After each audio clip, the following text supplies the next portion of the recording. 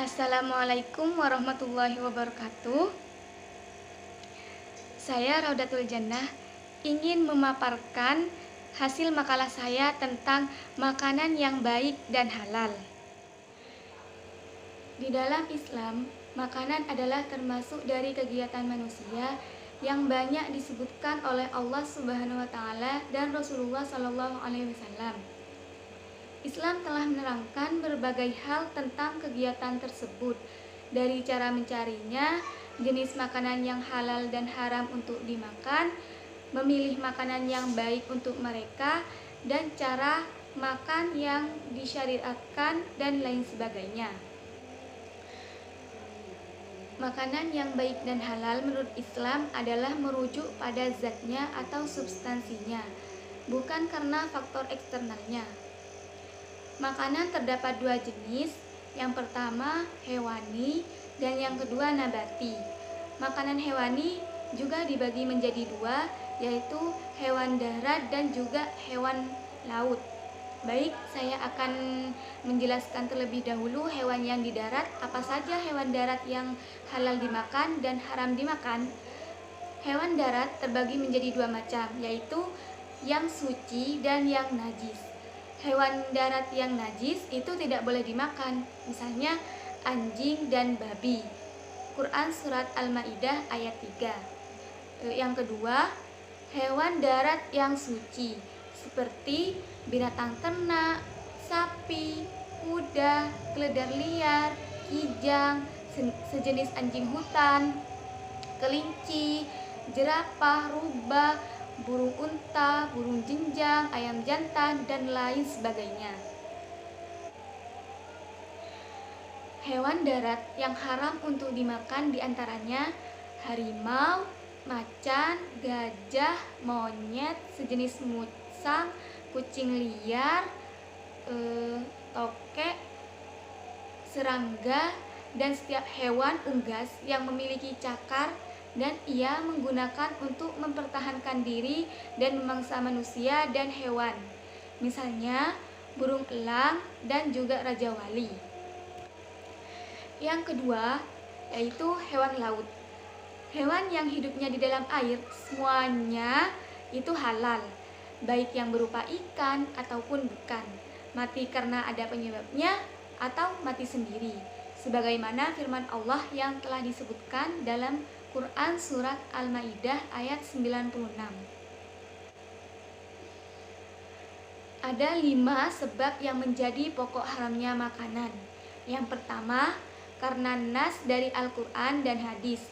Misalnya, himar jina, keledai, setiap binatang buas yang bertaring, dan setiap burung yang mempunyai kuku tajam.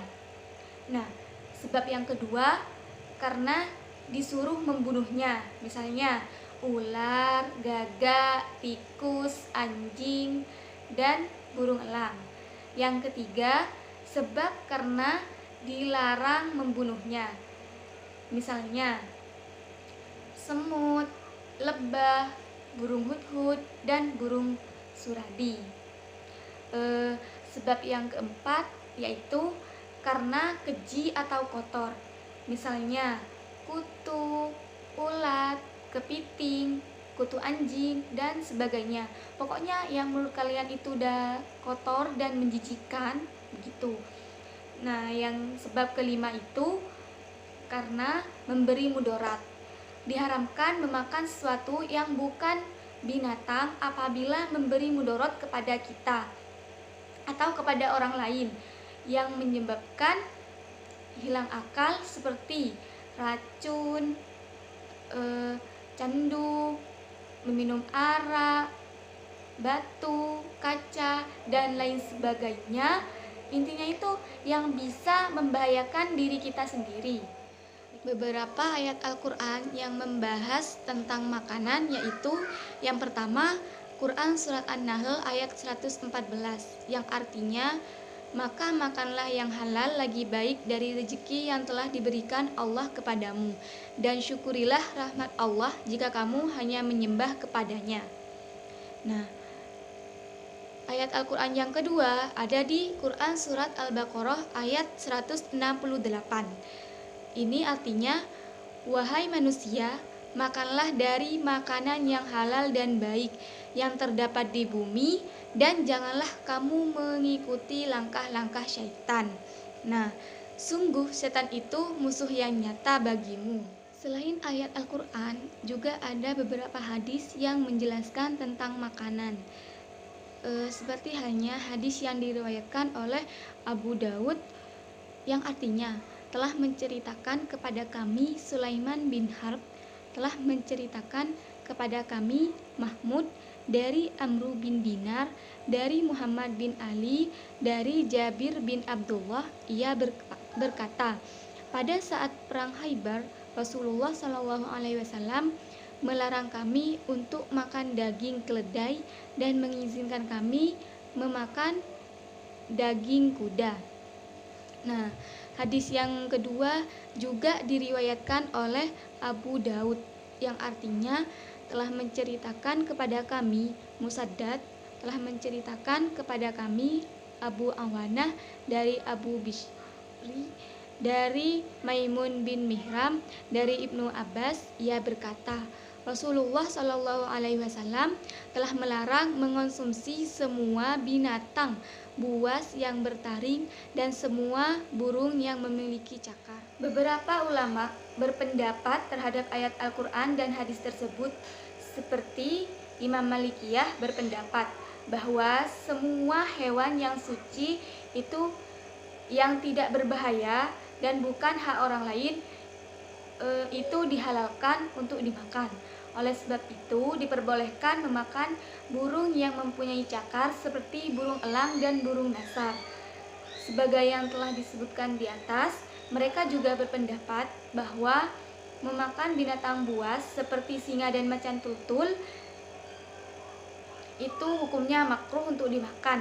Hanya saja untuk kera ada dua pendapat. Yang satu mengatakan haram dan yang satu menyatakan makruh.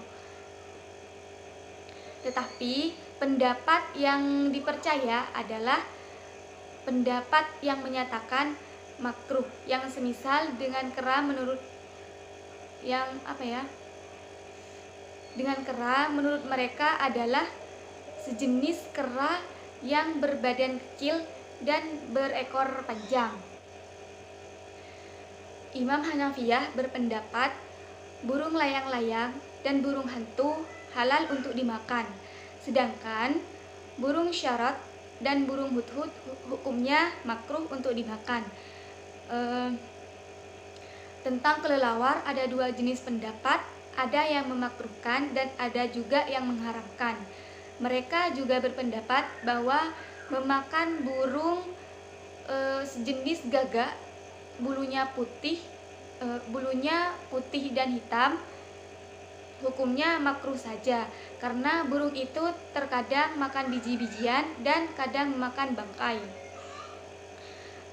Menurut Imam Malikiyah berpendapat bahwa burung gagak dengan segala jenisnya itu boleh dimakan. Mengenai keledai piaraan, kuda, dan bagal ada dua pendapat, akan tetapi yang paling masyhur di antara kedua pendapat itu adalah mengharamkan. Sedangkan pendapat yang lain itu memakruhkan bagal dan keledai. Pendapat Imam Syafi'i berpendapat bahwa garangan atau cerpai itu halal untuk dimakan, dan mereka juga berpendapat yang muktamad jerapah haram untuk dimakan. Mungkin hanya itu dari saya. Terima kasih sudah menonton. Jangan lupa subscribe, nyalakan tombol lonceng, dan juga komennya. Mohon maaf bila ada salah. Wassalamualaikum warahmatullahi wabarakatuh.